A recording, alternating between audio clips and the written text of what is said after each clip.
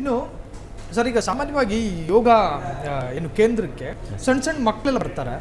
ಆ ಸಂದರ್ಭದಲ್ಲಿ ಪೇರೆಂಟ್ಸ್ಗಳು ಕೂಡ ಯೋಗ ಕೇಂದ್ರಕ್ಕೆ ಬರ್ತಾರೆ. ಯೋಗ ಮುಗಿಯುವವರೆಗೂ ಕೂಡ ಪೇರೆಂಟ್ಸ್ ಅಲ್ಲೇ ಇರೋದನ್ನ ಗಮನಿಸಿದ್ರೆ ಹಿಂಗಿದೆಯಾ ಸರ್ ನಿಮ್ಮ ಯೋಗ ಸಿಸ್ಟಮ್ ಅಲ್ಲಿ? ಇದೆ ಸರ್. ಈಗ ನಮ್ಮ ಒಂದು ಯೋಗ ಸೆಂಟರ್ ಇದೆ, ನಮ್ಮದು 18 ಇಯರ್ಸಿಂದ ಯೋಗ ಸೆಂಟರ್ ನಂದು ರನ್ ಮಾಡ್ತಿದ್ದೀನಿ. ಸೊ ಈಗ ಚಿಕ್ಕ ಮಕ್ಕಳು ಬಂದರೆ ಒಬ್ಬೊಬ್ಬರು ಬಿಟ್ಟು ಹೋಗ್ತಾರೆ, ಇಲ್ಲ ಅಂತಂದರೆ ಒಬ್ಬೊಬ್ಬರು ಪೇರೆಂಟ್ಸ್ ಅಲ್ಲೇ ವೆಯ್ಟ್ ಮಾಡ್ತಾರೆ. ವೆಯ್ಟ್ ಮಾಡಿ ಮತ್ತೆ ಕ್ಲಾಸ್ ಮುಗಿದ್ಮೇಲೆ ಕರ್ಕೊಂಡು ಹೋಗ್ತಾರೆ ಸರ್. ಸೊ ಹಿಂಗಿದ್ರೆ ಎಲ್ಲೋ ಒಂದು ಕಡೆ ಪೇರೆಂಟ್ಸಿಗೂ ಕೂಡ ಸಮಾಧಾನ, ಮಕ್ಕಳಿಗೂ ಕೂಡ, ಮಕ್ಕಳ ಸುರಕ್ಷತೆ ಮೇಲೂ ಕೂಡ ಒಳ್ಳೆಯದು. ಪೇರೆಂಟ್ಸ್ ಅಲ್ಲೇ ಇದ್ದು ಯೋಗ ಮುಗಿಯೋವರೆಗೂ ಇರೋದಾಗ. Yes sir. ಅದು ಏನಂತ ಅಂದರೆ ಪೇರೆಂಟ್ಸ್ಗೆ ಚಿಕ್ಕ ಮಕ್ಕಳಾದರೆ ಅವರಿಗೂ ಒಂದು ಕನ್ಸರ್ನ್ ಇರುತ್ತೆ, ಚಿಕ್ಕ ಮಗು ಏನಾಗುತ್ತೆ ಏನೋ ಅಂತ.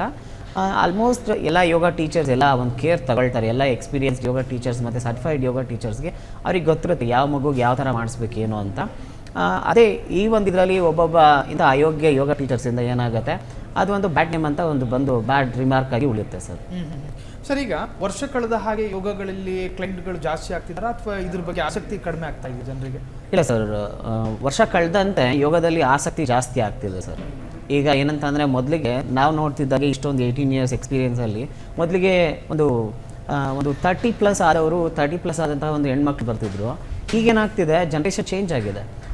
ಸೊ ಈಗ ನನ್ನ ಹತ್ರ ಬರೋ ಕ್ಲೈಂಟ್ಸಲ್ಲಿ 90% ಬರೋರೆಲ್ಲ ಒಂದು IT ಪ್ರೊಫೆಷ್ನಲ್ಸ್ ಎಲ್ಲ ಒಂದು 20 to 25 ಈ ಒಂದು ಏಜ್ ರೇಂಜಲ್ಲೇ ಬರ್ತಿದ್ದಾರೆ ಸರ್ ಈಗ. ಹಾಗಾಗಿ ಯೋಗದ ಬಗ್ಗೆ ಅವೇರ್ನೆಸ್ ಜಾಸ್ತಿ ಆಗ್ತಿದೆ. ಹಾಗೆ ಯೋಗ ಕೂಡ ಒಂದು ಫಿಟ್ನೆಸ್ಸಲ್ಲಿ ಮತ್ತು ನಮಗೆ ಒಂದು ಬ್ಯೂಟಿಫಿಕೇಷನ್, ನಮ್ಮ ಒಂದು ಬಾಡಿ ಬ್ಯೂಟಿ ಇಂಪ್ರೂವ್ ಮಾಡೋದ್ರಲ್ಲಿ ಕೂಡ ಹೆಲ್ಪ್ ಮಾಡುತ್ತೆ ಅಂತ ಜನ ಯೋಗದ ಕಡೆಗೆ ತುಂಬ ಅಟ್ರಾಕ್ಟ್ ಆಗ್ತಿದ್ದಾರೆ ಸರ್ ಈಗ. ಇನ್ನು ನಾವು 2 ತರಹದ ವಿಡಿಯೋಸ್ಗಳನ್ನು ರೀಲ್ಸ್ ಮುಖಾಂತರ ನೋಡ್ತೀವಿ ಸರ್. ಕೆಲವೊಂದು ಜಿಮ್ಗಳ ರೀಲ್ಸ್ಗಳು ಬರುತ್ತೆ ಇನ್ಸ್ಟಾಗ್ರಾಮ್ಗಳಲ್ಲಿ, ಆದರೆ ಅಲ್ಲಿ ಇನ್ಫಾರ್ಮೇಷನ್ ಇರಲ್ಲ. ಯೋಗದ್ದು ಏನಾದರೂ ರೀಲ್ಸ್ಗಳು ಬಂದರೆ ಅಲ್ಲಿ ಯೋಗದ ಬಗ್ಗೆ ಎಲ್ಲ ಅವರು ಇನ್ಸ್ಟ್ರಕ್ಷನ್ ಕೊಡ್ತಾ ಇದ್ದಾರೆ ಹಿಂಗೆ ಅಂತ. ಆದರೆ ಇದರ ಅರ್ಥ ಏನು ಅಂದರೆ ಅವ್ರು ಕೇವಲ ತಮ್ಮ ಬ್ಯೂಟಿನ ಎಕ್ಸ್ಪೋಸ್ ಮಾಡೋದಕ್ಕೆ ಜಿಮ್ಗಳ ರೀಲ್ಸ್ಗಳನ್ನು ವೈರಲ್ ಮಾಡ್ತಾರೆ ಅನ್ನೋದು. ಎಕ್ಸಾಕ್ಟ್ಲಿ ಇರ್ಬೋದು ಸರ್. ಯಾಕೆ ಅಂತಂದರೆ ಏನಾಗುತ್ತೆ, ಅವ್ರ ಫಿಸಿಕ್ನ ಒಂದು ತೋರಿಸ್ಕೊಳ್ಳೋದಕ್ಕೆ ಇರ್ಬೋದು, ಅಥವಾ ಒಂದು ಪ್ರಮೋಷನ್ ಮಾಡ್ಕೊಳ್ಳೋ ಒಂದು ನಿಟ್ಟಿನಲ್ಲಿ ಅದನ್ನು ಮಾಡೋ ಚಾನ್ಸಸ್ ಇರುತ್ತೆ ಸರ್. ಯೋಗ ಅಂತ ಅಂದರೆ ನಾವೀಗ ಯೋಗ ಮಾಡುವಾಗ ಒಂದು ಬೆನಿಫಿಟ್ ಅಂತ ನಮಗೆ ಇರುತ್ತೆ. ಯೋಗ ನಮಗೆ ಒಂದು ಬ್ರೆತ್ ಸಿಂಕ್ರನೈಸೇಷನ್ ಇರುತ್ತೆ. ಹಾಗೆ ಅದರಿಂದ ಏನು ಬೆನಿಫಿಟ್ ಸಿಗುತ್ತೆ ಅಂತ ನಾವು ಎಕ್ಸ್ಪ್ಲೇನ್ ಮಾಡ್ತೀವಿ ಯೋಗ ಒಂದು ವಿಡಿಯೋಸ್ ಮಾಡೋದು ಸಹ. ಆ ಒಂದು ರೀಲ್ಸ್ ಈಗ ಜಿಮ್ ಅಂತ ಅಂದಾಗ ಏನಾಗುತ್ತೆ, ಹೆಣ್ಮಕ್ಳು ಕೂಡ ಅವರು ನೋಡಿ ವಿಡಿಯೋಸ್ ನಾವು ಮಾಡಬೇಕು, ನಮಗೆ ವ್ಯೂಸ್ ಜಾಸ್ತಿ ಆಗಬೇಕು ಅನ್ನೋ ಒಂದು ಇದರಲ್ಲಿ ರೀಲ್ಸ್ ಮಾಡೋ ಚಾನ್ಸಸ್ ಇರುತ್ತೆ ಸರ್. ಸರ್, ಇನ್ನು ಪ್ರಮುಖವಾಗಿ ಮಹಿಳೆಯರಿಗೆ ಯೋಗದಿಂದ ಏನೇನು ಬೆನಿಫಿಟ್ಸ್ ಇದಾವೆ ಸರ್? ಒಂದು, ಅವರ ಕಾನ್ಫಿಡೆನ್ಸ್ ಬಿಲ್ಡ್ ಆಗುತ್ತೆ, ಹೀಗೆ ಏನೇನು ಪ್ರಮುಖ ಇದಿದ್ದಾವೆ? ಯೋಗದಿಂದ ಮಲ್ಟಿಪಲ್ ಬೆನಿಫಿಟ್ಸ್ ಇದೆ ಅಂತ ನಾನು ಹೇಳ್ತೀನಿ sir. More than 100 of benefits ಇರ್ಬೋದು.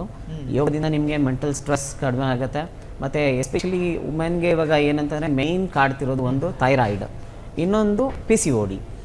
ಸೊ PCOD ಆಯಿತು ಅಂದರೆ ಮತ್ತೆ ಮಕ್ಕಳಾಗೋದಿಲ್ಲ. ಸೊ ಇದರಿಂದ ತುಂಬ ಜನ ಬಳಲ್ತಿದ್ದಾರೆ. ಅವರಿಗೆ ಅದು PCOD ಅಂತಲೇ ಗೊತ್ತಿರೋದಿಲ್ಲ.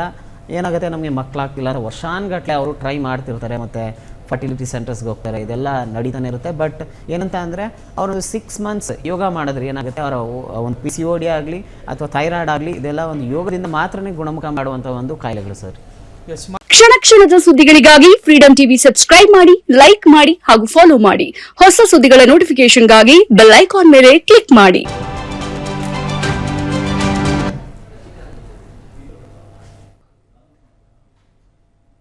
ಇದು ಸಾಗರ್ ಟೀ